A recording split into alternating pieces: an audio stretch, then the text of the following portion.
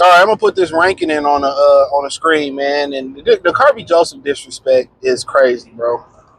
I really think it is. Him, what they said, the sixth best safety. I like Brian Branch a lot, but as a safety, I don't think he's better than Kerby Joseph. I don't think anybody. Kyle Hamilton, I hear a lot of hype about him, but when I see him play, I always see him get burnt. Xavier McKinney, he ain't on that level. I like Jesse Bates a lot. If I had to rank them just off my mind, Kerby Joseph the best safety in football.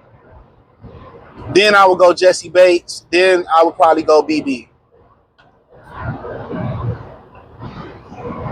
But really, Kerby Joseph, Matthew Stafford painted a narrative of Kerby Joseph, and now he gets demoted for that narrative.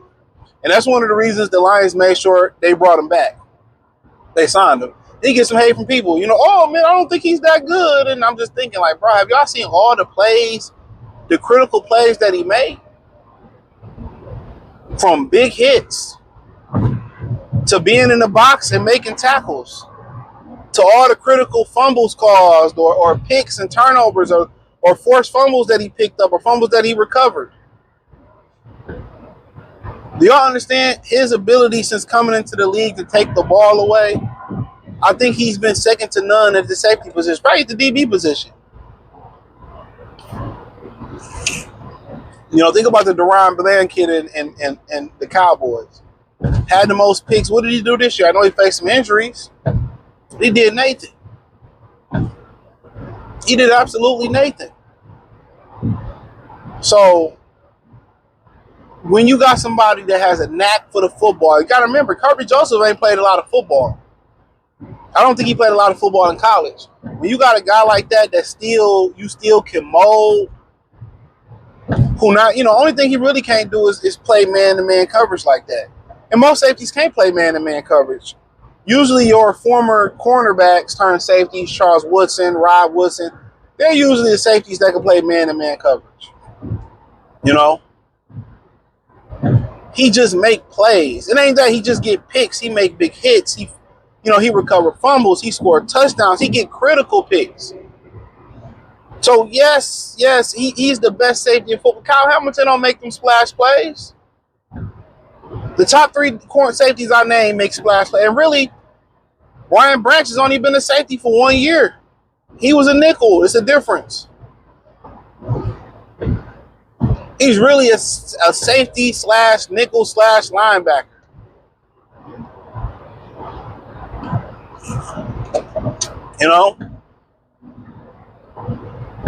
Look at Kerby Joseph over the middle. It's a no-fly zone, whether it's a pick or a hit stick.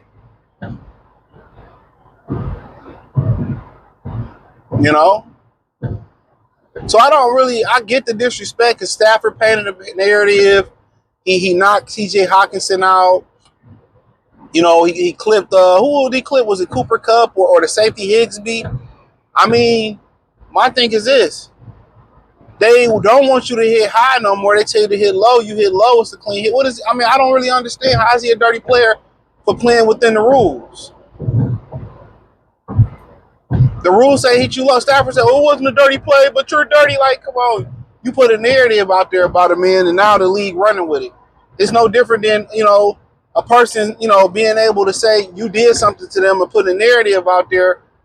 And even though it's proven that you don't do it, it still stick with you. And now it's affecting the way he getting the recognition. And he doesn't have a Vontaze Burfict mentality, which I didn't see nothing wrong with Vontaze Burfict. That was classic football. Honestly, that was classic football. That's how barbaric and caveman football really was. He just was put in the wrong era.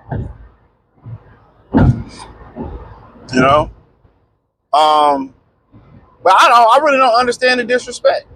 I understand it, but it's not like he wears that persona. He like, well, you know what? It ain't like he owned it. Like, well, F the league and I'm dirty. You know what I'm saying? I'm dirty for play. Nah, he's always been meek with his response to that. You know what I'm saying? So you talking about a team, and that back half taking his identity. That's his identity. He is the culture. Grit. That's grit. He ain't crashed out because somebody called him dirty. He just make plays, bro. Guy from Green Bay talk shit to him, was it last year? He just go out there and make plays. Y'all talking about, oh, you shouldn't pay him. You can't find nobody to take the ball away like dog. Durability like, oh, you find him to take the ball away like him. He been playing on a discount since he got into the starting lineup. Who taking the ball away like him? Who making a no-fly zone pick or hit stick? I mean, shit, really. I'm gonna get some backlash. He remind me of Ed Reed a little bit. Ed Reed gonna knock you out the game, or he gonna pick and take.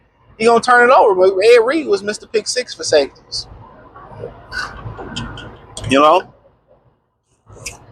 So every time when it's involving a Detroit player, the criteria changes. They winning now. He taking the ball. He making plays. Show me Kyle Hamilton plays compared to Kerby Joseph, and I guarantee you, Kerby Joseph blow him out the water. Only guy that's really competing with him as far as making plays, you can say Xavier McKinney. He had 7 picks, and he did. Man, Xavier McKinney ain't on that level, bro. And everybody fucking know it. Xavier McKinney, he know it himself. He ain't fucking with Kerby Joseph or Brian Branch. He'd be the third safety in Detroit. And that's a fucking fact. Only person that's in the conversation with Kerby Joseph as far as making plays like that, bro, is Jesse Bates and Brian Branch. That's it. Them the only ones that's in that conversation. That's the only ones. Some of these guys get picks and they don't change the game. The game be out of hand. Man, think about the pick 6 he got in Green Bay last year. He on the blitz. He peel off the blitz to get the pick 6. And in reality, had, Amik Roberts not got that penalty in that game, the Packers wouldn't have scored a touchdown. And what's so funny, they never showed the replay of the penalty that Amik Roberts got in that game. And I tell you, a lot of these guys don't be really watching the sport. Like, they don't watch the game like that because they can't even reference things back from the game. Or I don't remember. Of course you don't, because you wasn't watching, bro. Most people form their opinions based off what the analysts say. I form my opinion off what the fuck I see. Yes, sir. What I see. That's how I form my opinion. It's what I see. So, but yeah, man. Let me know what you think. Check out the Detroit Lions Talk playlist. Thumbs up the video. Share the video. Subscribe to the channel. And the subscribe button is the bell icon button. Hit all notifications. Increase your chance to get notifications. We go live with our video. Like I said, hit the link tree. You can find my main channel, Pregame 89 channel, Cash App, Venmo, PayPal, Facebook, Instagram, the whole 9. Peace.